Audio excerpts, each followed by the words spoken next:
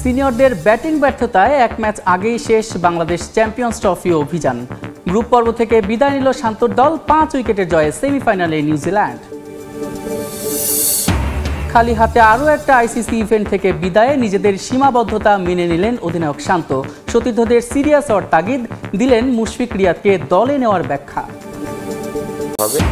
মুশফিক মাহমুদুল্লাহর দায়িত্বহীন ব্যাটিংয়ের সমালোচনা, দীনেশ কার্তিকের দ্রুত অবসর নেওয়ার পরামর্শ, বললেন টানা ব্যর্থতায় হারিয়ে যাবে বাংলাদেশের ক্রিকেট। টেন্ডুলকারের সেঞ্চুরি রেকর্ড ভাঙবেন কোহলি, প্রত্যাশা কোচ রাজকুমার শর্মার ইতিবাচক মানসিকতা নিয়ে পারফর্ম করার পরামর্শ টাইগারদের। সিনিয়রদের ব্যাটিং ব্যর্থতার খেসারত গুণে এক ম্যাচ বাকি থাকতেই টুর্নামেন্ট থেকে ছিটকে গেল বাংলাদেশ। রাওয়ালপিন্ডিতে ডু অর ডাই ম্যাচে মাত্র 236 রান করে লাল সবুজ। রচিন রবীন্দ্রের সেঞ্চুরিতে 5 উইকেট হাতে রেখেই সেটা টপকে সেমিফাইনাল নিশ্চিত করে নিউজিল্যান্ড। চ্যাম্পিয়ন্স ট্রফিতে চ্যাম্পিয়ন হতে এসেছিল বাংলাদেশ, কিন্তু টিম ম্যানেজমেন্টের হঠকারিতা, তারকাপ্রীতি আর সঠিক কম্বিনেশন না খেলানোর কারণে লজ্জাবনত মস্তকে মাঠ ছাড়তে হলো শান্ত বাহিনীকে।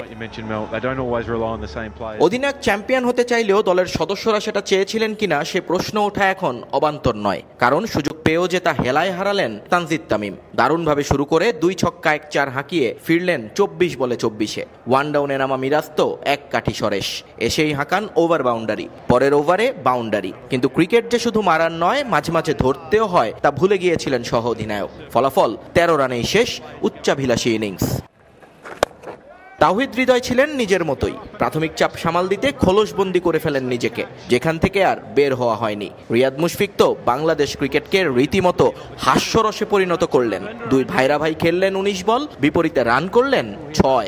অভিজ্ঞতায় ঋদ্ধ এই ক্রিকেটারদের আউট হওয়ার ধরন দেখে অবাক ছিলেন ধারাভাষ্যকাররাও।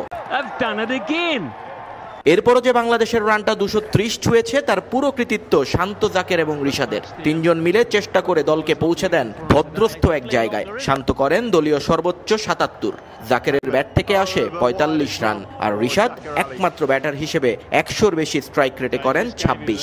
ক্যারিয়ার সেরা বোলিংয়ে 4 উইকেট নেন ব্রেসওয়েল।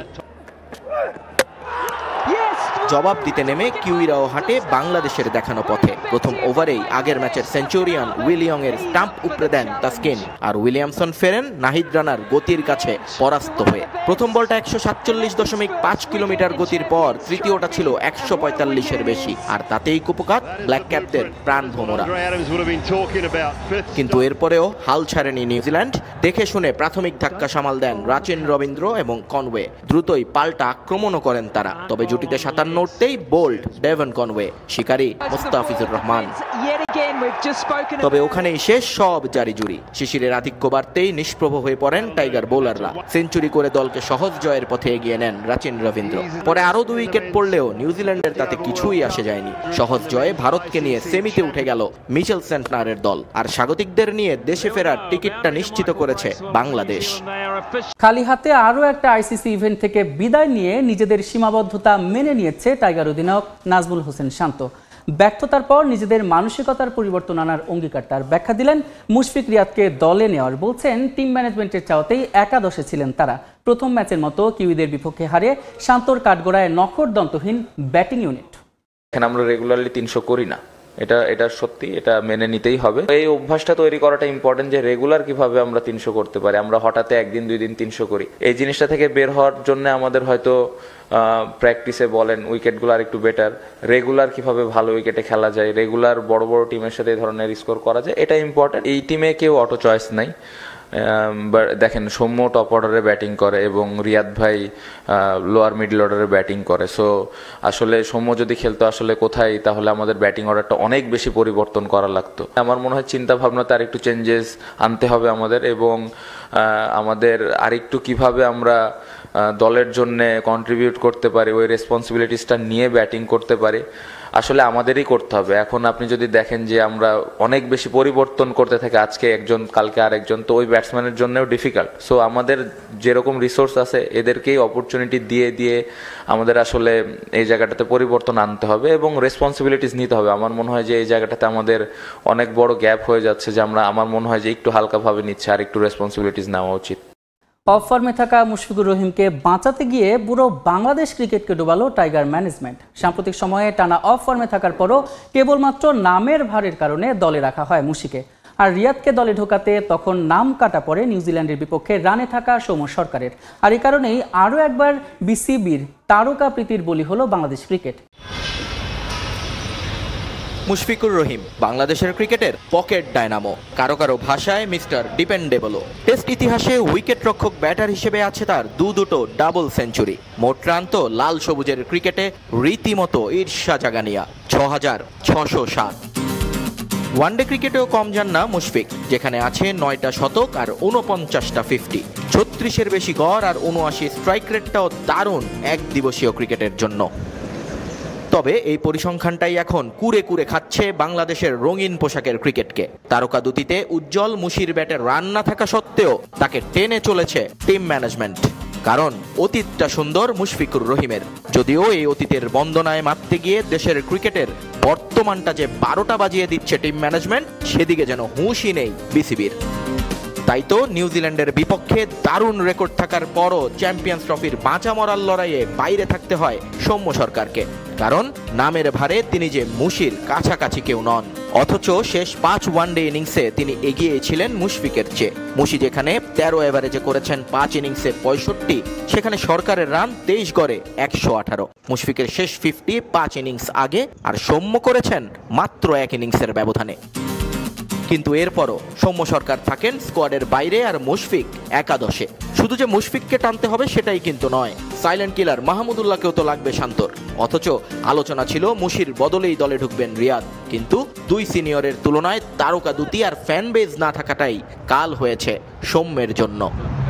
বাংলাদেশের জয় পরাজয় ছাপিয়ে নাহিদ রানার গতিতে মজেছেন পাকিস্তানি ক্রিকেট ফ্যানরা। নিউজিল্যান্ডের বিপক্ষে দলে ভালো না করলেও নাহিদের গতি এবং বোলিং স্কিল মুগ্ধ করেছে স্থানীয়দের। যদিও বাংলাদেশের হেরে যাওয়ায় হতাশ পিন্ডিবাসী। নিজেদের সঙ্গে পাকিস্তানকেও যে টুর্নামেন্ট থেকে বিদায় করে দিল শান্ত বাহিনী। রাওয়ালপিন্ডি থেকে নিয়ন মুহাইমিনের আরও একটি রিপোর্ট।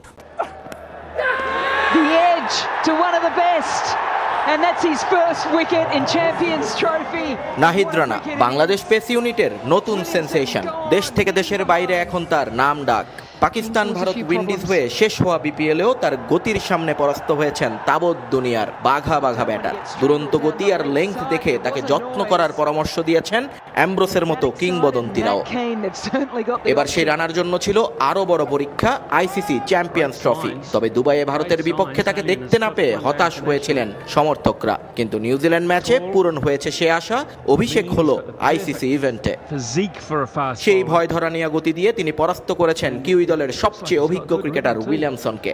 ১৪৭ কিলোমিটারের পর নাহিদের ১৪৫ প্লাস গতিতে ভরকে গিয়েছিলেন ব্ল্যাক ক্যাপস কিংবদন্তি। আর তা দেখেই নাহিদের প্রশংসায় পঞ্চমুখ পাকিস্তানিরা। কারণ সাদা পোশাকে এই মাঠেই যে নাহিদের তোপে উড়ে গিয়েছিল স্বাগতিকরা। নাহিদ রানা অসাধারণ, অবিশ্বাস্য। তার গতি রীতিমতো ভয় ধরায়। সে আমাদের শোয়েব আখতারকে মনে করিয়ে দেয়। আজ সে যেভাবে বোলিং করলো সেটা দুর্দান্ত। তাকে নিয়মিত খেলানো উচিত। পিন্ডি টেস্টে সে আমাদের হারিয়েছে, তারপরও তার বোলিং আমার ভালো লাগে। নাহিদ আজ শুধু গতি নিয়ে খেলেছে তা কিন্তু নয়, সে ইকোনমিক্যালও ছিল।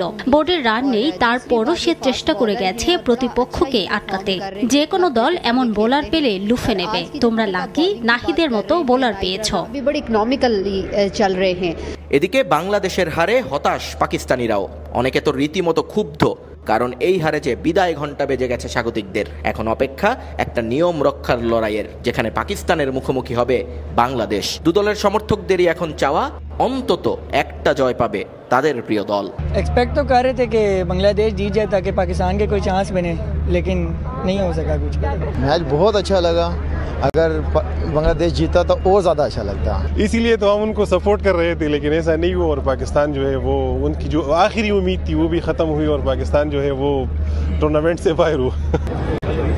এই ম্যাচে মাঠে আশানুরূপ দর্শক না হলেও বাংলাদেশ পাকিস্তান ম্যাচে ফুল প্যাকড স্টেডিয়াম থাকবে বলেই বিশ্বাস সমর্থকদের।